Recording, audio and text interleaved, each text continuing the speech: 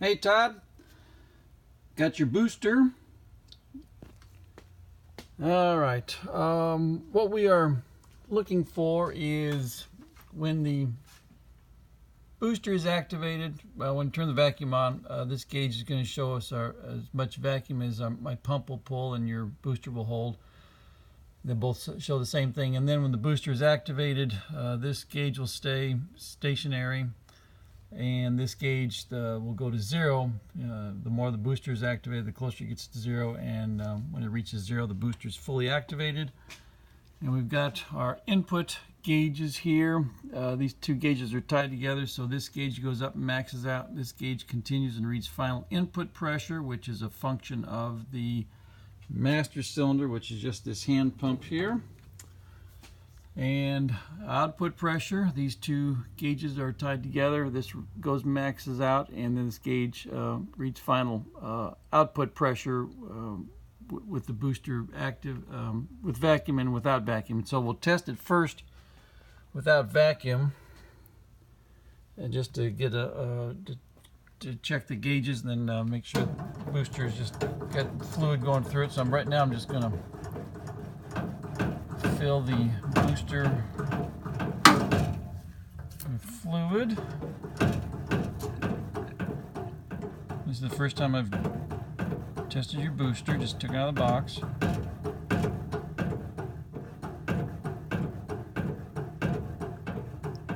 And the length of time to get fluid there is nothing with your booster, just represents the pump. Hook this up. Get a towel. Alright, so first we're going to just try it. Towel. Alright, so all we're going to do is, without vacuum, we're just going to check the gauges and check the boosters functioning.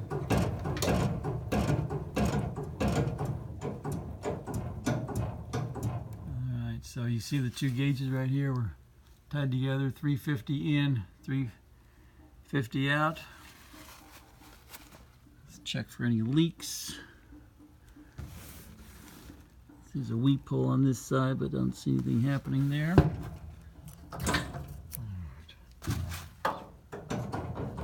Check again. Make sure we got the booster bled. This is essentially just bleeding the booster. Alright, try with vacuum.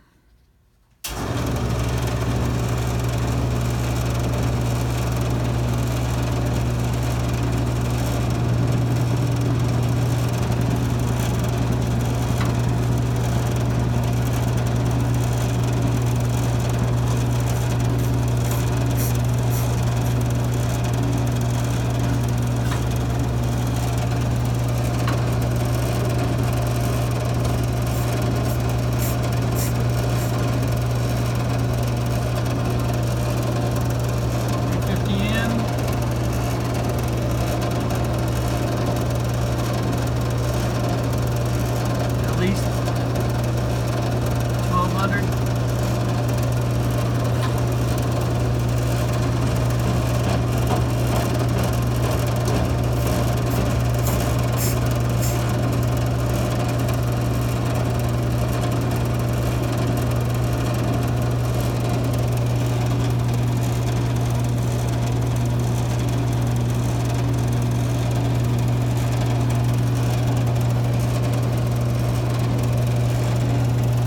It's losing pressure, but that's could be a sign of the my equipment. I don't think that has anything to do with the booster, because when it's activated, it goes back to full function.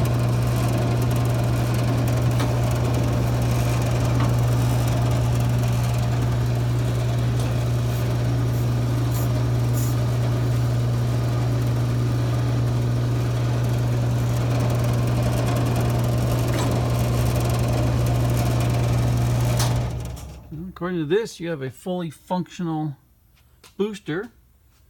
Just for fun, we will also check your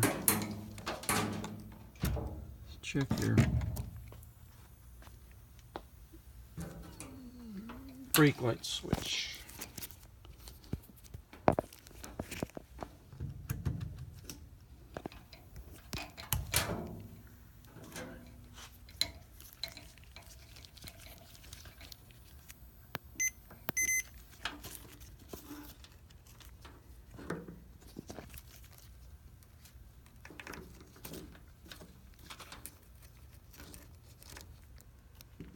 Sorry for the camera work. It's hard to do this by yourself.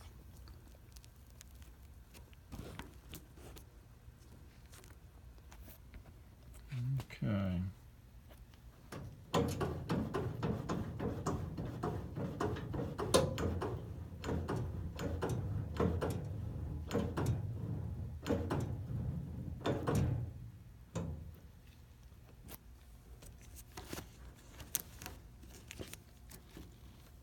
Not getting anything on the brake light switch.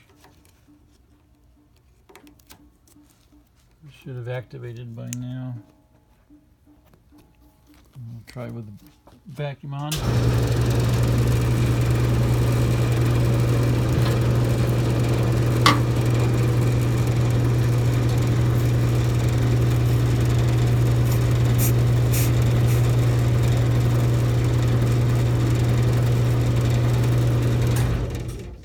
No, brake light switch is not working. We got full pressure here, and we got nothing, no continuity here. Okay, but let's just run the test again, just in case.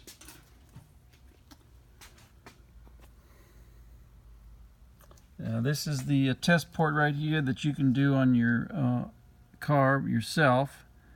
This is what this hose right here goes to this gauge right here. So that let's. So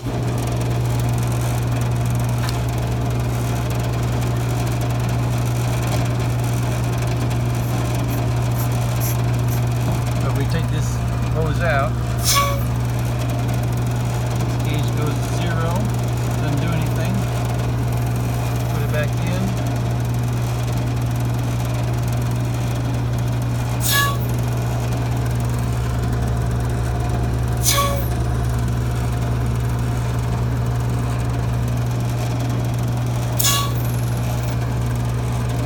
Now we're reading vacuum.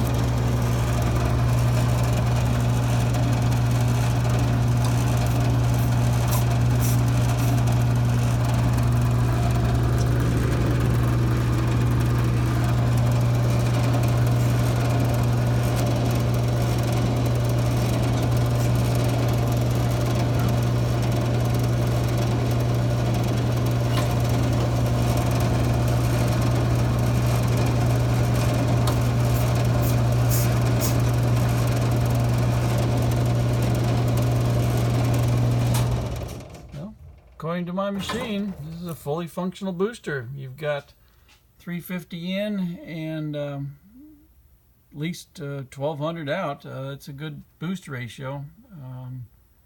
I believe this is it's about a 2.5 to 1. I think originally. From the factory, it was designed to have 2 or 3 to 1.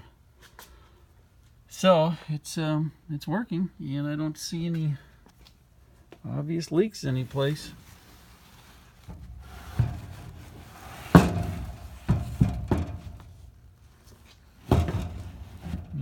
Usually this hole right here is your first indication there's a problem.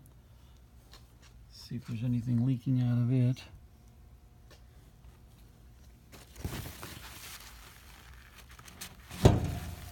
Unless that hole is clogged up, which it might be from leaks. As the leaks start to slowly come out here, the brake fluid will congeal, and that hole might be plugged, so that you no longer have it as your first indication that there's an issue. But the fact that you do have fluid coming out here tells me that the booster is starting to leak internally. But it could stay like that for another 5 minutes, another 5 years.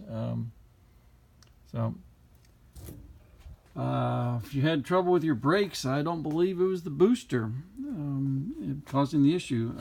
Usually if the boosters go bad, they don't apply pressure, so you have non-power brakes, or it's possible for something inside here to hang up and the booster not release. And if that was the case, you'd have all 4 wheels locked up. So it's fairly binary with these things. Anyway, I hope that helps. As I said, it looks like the brake light switch is not functioning. Thanks.